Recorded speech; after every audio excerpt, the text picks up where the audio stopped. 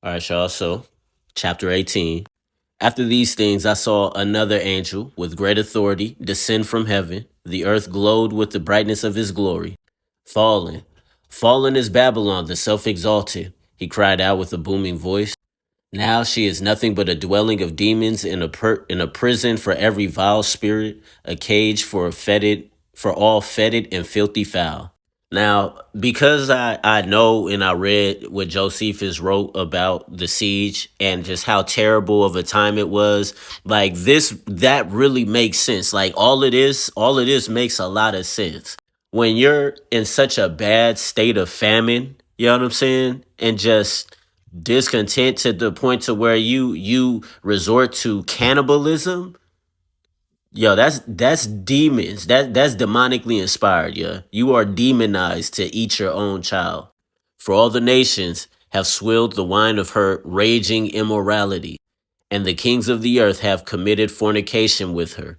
And we know this is the case because if you read the book of the Kings, right, in First and Second Chronicles, that's all we hear. That's all we hear about. You know what I'm saying? How the kings of Israel, you know what I'm saying? Basically, you know what I'm saying? They took wives from the other nations, and those wives turned their hearts away from Yahweh. You know what I'm saying? Which in turn led the people into idolatry, intense idolatry. And the world's businessmen have enriched themselves by the brute force of her wanton pride. And I heard another voice from heaven that said, "O my people, flee, get away from her, that you not be a party to her sins, nor partake of her plagues." I believe this to be a reference to when the Christians dipped after the first time they saw the armies surrounding the city. For her sins stick to her like glue and pile up as high as heaven. Indeed, God has not forgotten her injustices and her guilt. Repay her as she repaid you. Double her return twice over for what she has done. Take the cup she poured for others and pour in twice as much. It's all bad for you. As much as she exalted herself and indulged in riotous prodigality, even so, give her torments to wail over. You see her looking at her reflection in that wine right there. It is she's a dead one. She's a dead one. For she said to herself, "Here I sit, a queen and no old hag. Misery, ha! I'll never see it." Therefore, in a single day, these plagues will come upon her: death, desolation, and starvation. Sound familiar, y'all? The horsemen, you know what I'm saying? Those judgments. She will be consumed by a burning fire, for the mighty Lord God condemns her. And this was the fate of Jerusalem, y'all. When the kings of the earth, the same who debauched and polluted themselves with her, see the conflagration swallowing her with smoke, they will howl for her and mutilate themselves. Terror stricken at her torments, they will keep their distance, wailing, "Oh no! Woe for our great city, our mighty city, Babylon! In a single hour, your condemnation is come."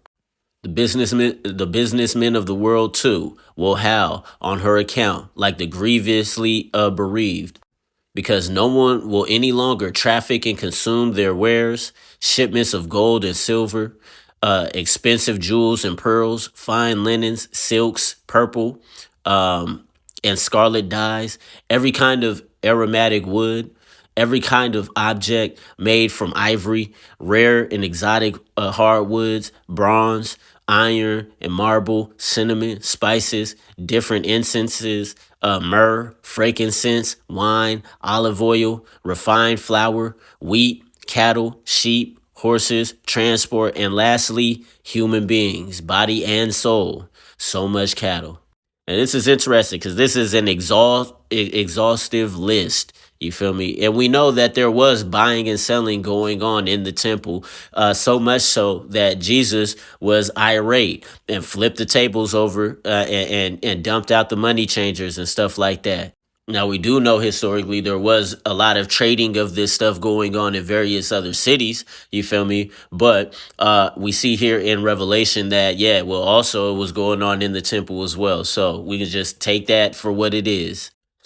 The juicy pleasures you craved have vanished forever. All your luxuries and entertainments have disappeared, never to be found again. The businessmen who traded in them and who grew filthy rich in Babylon will stand aside, terrified of her blistering torments, wailing with grief. They will cry out, "Oh no, woe for our great city." Once upon a time, she was dressed in all manner of fine linen, and purple and scarlet, and bedecked with gold, lavish jewels and pearls. Oh, that in a single hour such wealth was destroyed forever. And every sea captain, every passenger aboard a ship, and all the sailors, and everyone whose trade is on the high seas will keep their distance when they see the smoke of her cremation, and will cry out, "Is there anything like her, our great city?" Scooping up great handfuls of dust onto their heads, they will cry out. They will cry aloud with a tearful lamentations. "Oh no, woe for our great city!" It's crazy. I mean, it ain't that they missed the city. They missed that bread, that money. You know what I'm saying? They were benefiting from her. You know what I'm saying? Check it out right here. From her fantastic riches, all of us with ships at sea enriched ourselves splendidly. Now, in a single hour, she is reduced to ashes. Hermeneutical question here. Text says, in an hour, it keeps saying in an hour she was destroyed. Do y'all think this means that it was destroyed in a literal hour? Or could it also mean that it was just destroyed quickly, instantly, within a short period of time? It was destroyed. It could probably be both, right? Seeing as this is all within the context of a vision, you know what I'm saying? It's not necessarily locked in. It doesn't necessarily have to be literal. Okay. Cheer, O heaven. Rejoice, O saints, apostles, and prophets, for God has executed your judgment on her. Then a mighty angel lifted a boulder like a huge millstone and hurled it into the sea, saying, thus shall the vaunted city, Babylon, be brutally crushed and found no more. Never shall music be heard in you again, nor no more strummers of lyres and players of flutes, no more minstrels and trumpeters.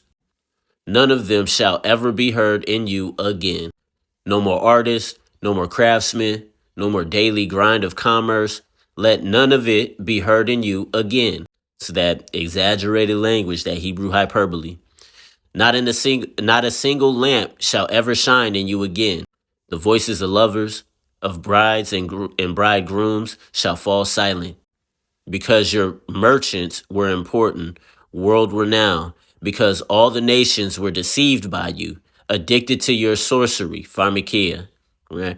And inside your walls was discovered the blood of the prophets and of the saints, and the blood of all those slaughtered upon the earth. This is the false prophet here. He's sitting on the floor doing pharmakia, you know what I'm saying? Doing sorcery, you dig? On the wall is written in blood. You see the mark of the beast here, that 666 here, and all of that. So, anyways, y'all, this is the end of chapter 18. Catch you in 19.